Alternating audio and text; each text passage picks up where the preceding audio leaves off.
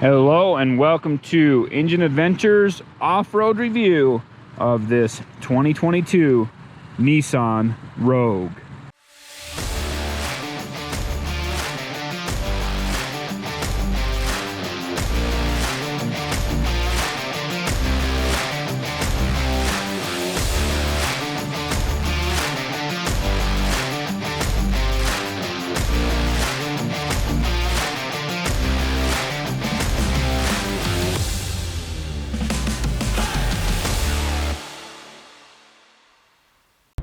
All right, both cameras recording.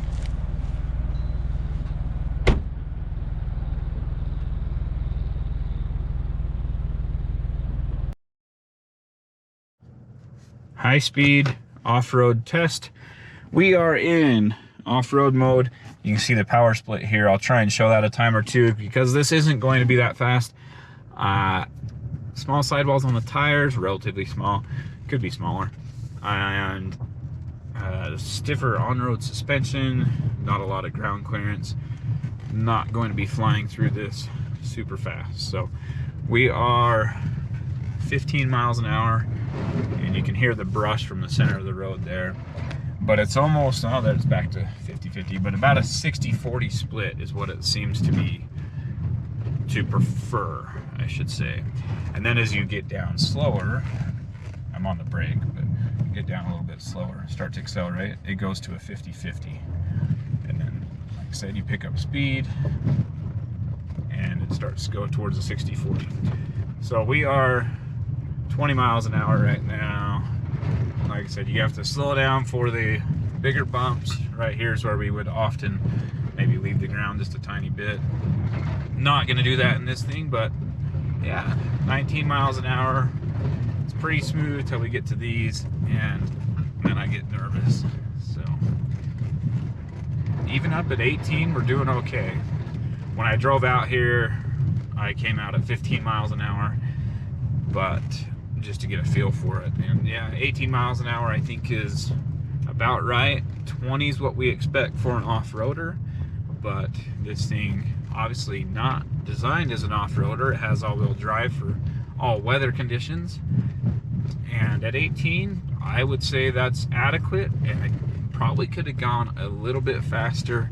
I'm just a little nervous with this and don't want to damage anything, so overall not bad.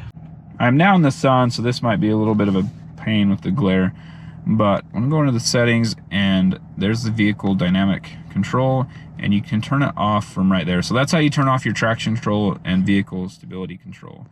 And I believe they're both on that same one, so you can see right here and right there. So it doesn't have, I know other Nissans have had two different ones here, one for traction control, one for the vehicle stability control. This one just is all of it at once. Here we are in normal mode, and it starts with kind of a 70-30 power distribution. As we get into the steeper part, it switches to a 50-50, and that's front to rear, and it actually did pretty well. It made this climb without a ton of effort. I was about half throttle there, and it was able to make it. Here in eco mode, it required a little bit more throttle input.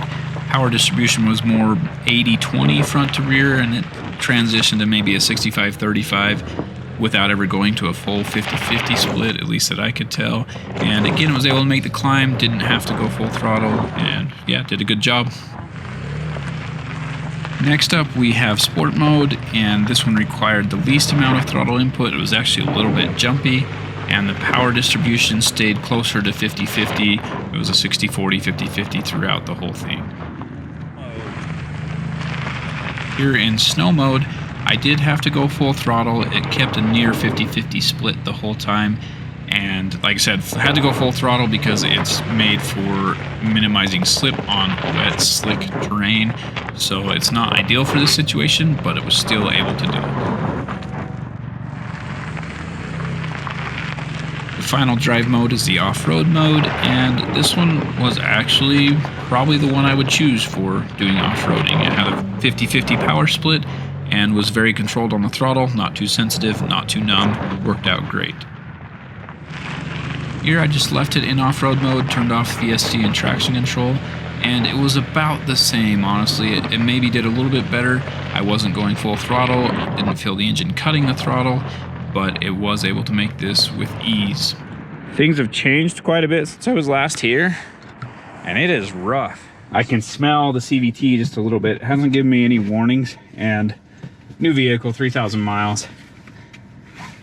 That's bound to happen. So we are in off-road mode, and I still have the vehicle dynamic control, as Nissan calls it, off.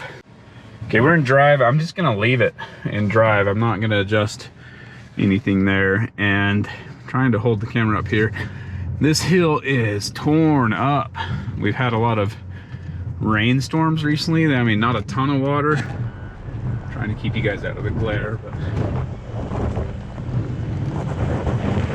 so I'm actually on a slightly easier line.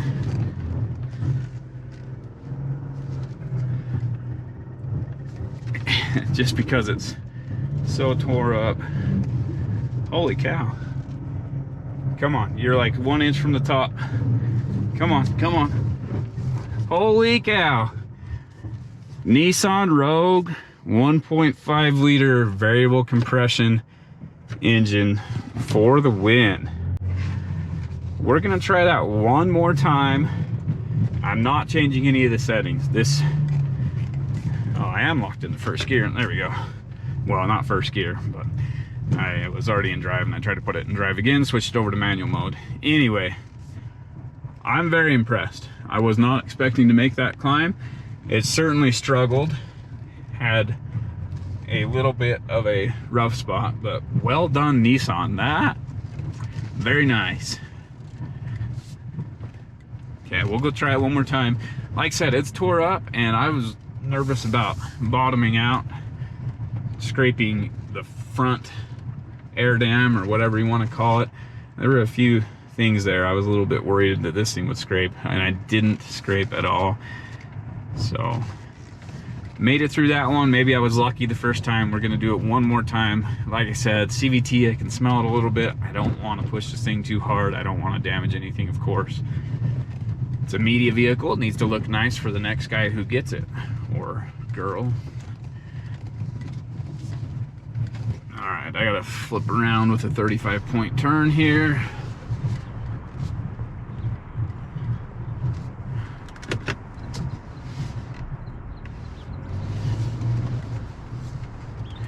So the way the turbo comes on is a little bit of a pain too. So between the variable compression and the turbo, it's like quite a bit of delay on the power when you're at a stop or going really slow, and then as you pick up speed, obviously it's much more responsive. It's just that initial getting it moving.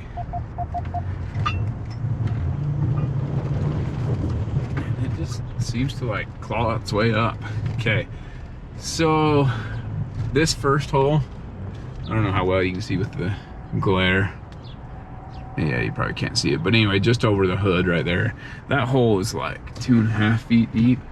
It's pretty deep, so I think we have to avoid that one,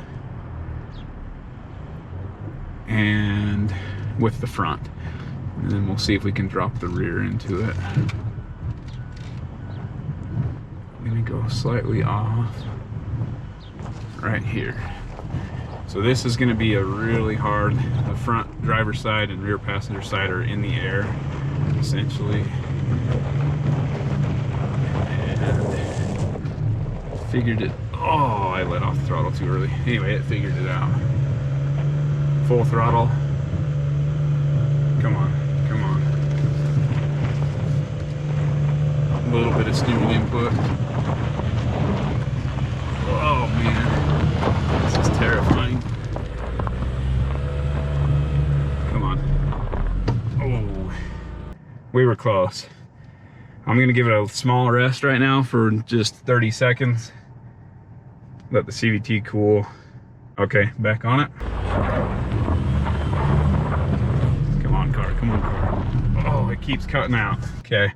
All right, we couldn't do it the second time. I'm gonna back down. Hopefully we make it back down the hill.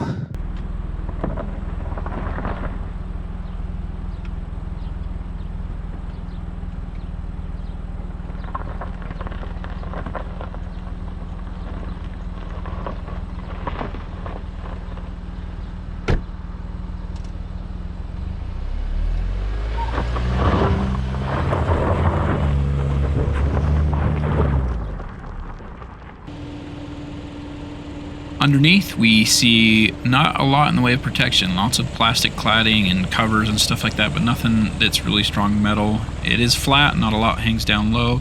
And here at the rear, we see the wet multi-plate clutch system that's electronically controlled, and that's how it transfers power to the rear differential as needed. Thank you for watching Engine Adventures off-road review of this 2022 Nissan Rogue Platinum all-wheel drive. Wow, I can't believe this thing made the steep hill climb. Let's go walk it real quick. I want to show you. So I want to show you my line. First of all, there's a pretty big rock there, so I want to bring my rear tire as close as I can to that, so I minimize my breakover angle at the top and kind of work my way through it. This rock's too big for the front clip to climb. It's at like 8 inches tall there, so the front end would smash into that, so you can see the tire mark there. I want to get as close to it as I can so the vehicle's kind of level. But yeah, these holes, I mean, that right there is basically waist height for me. So I mean, that's close to 3 feet tall. And same with this other hole down here, it's about 2 feet deep right there. And as you can see, I straddled it, kind of kept the vehicle even in there. And then on the next time up, I did this peel out mark, whatever's from me. I did put the tire kind of in that hole, and you can see it's right in the shower, right where I'm pointing anyway. So I did put it in some pretty hard articulation spots. And as I said up here, like I said, this wheel did probably come off the ground a little bit, the passenger side rear, as I'm going up this. But man, again, from here to that top of that rock, that's at least waist high, maybe higher. Trail's been hammered. It's a little bit rougher than in previous tests, and this thing made it. Another spot right here again, from there to where I'm standing is about my sternum, 3.5 feet or so. It's quite the climb that this little Nissan Rogue did, and I was surprised it made it. Now, most crossovers would not make that. Most things without a low range transfer case are not going to make that climb. Anyway, sorry for the distraction there. Let's go ahead and close this thing out. Thanks again for watching. If you liked it, be sure to hit subscribe, ring the bell so you get notifications when we post new videos. Give me a thumbs up, just comment down below, and let me know what vehicles you want to see. If you like this testing, if there's other testing you want to see, let me know. Thanks again. Have a great day.